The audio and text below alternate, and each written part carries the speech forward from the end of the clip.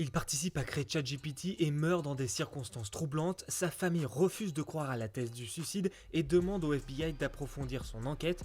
Je te raconte l'histoire de Sushir Balaji qui va finir dans un documentaire Netflix, c'est sûr, tant elle est explosive et mélange espionnage, milliardaire, technologie et Silicon Valley. Tout commence le 26 novembre dernier. Sushir Balaji, jeune ingénieur de 26 ans spécialisé dans l'intelligence artificielle générative, est retrouvé mort dans son appartement de San Francisco.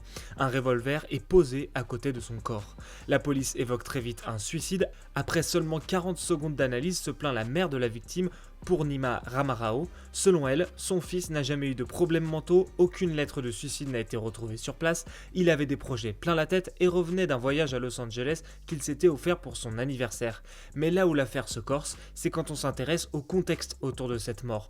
Embauché chez OpenAI en 2020 pour travailler sur un projet appelé WebGPT, il démissionne en août 2024. À ce moment-là, OpenAI est on fire, son ChatGPT a bouleversé toute la planète, mais la direction de l'entreprise vit en interne un psychodrame depuis un an. L'entreprise est valorisée à plusieurs dizaines de milliards de dollars, mais Sam Altman, son boss, est accusé de tromperie, viré puis réintégré. En octobre 2024, Sushir Balaji lève un voile sur la culture du secret absolu qui entoure ChatGPT et dénonce des violations des droits d'auteur dont OpenAI serait responsable pour développer ses logiciels d'IA.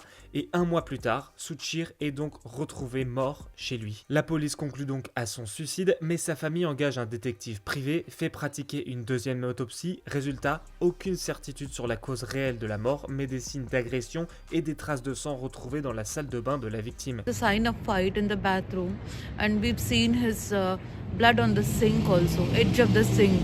He tried to hold the door and he tried to run around, and the blood flow shows that he was in motion.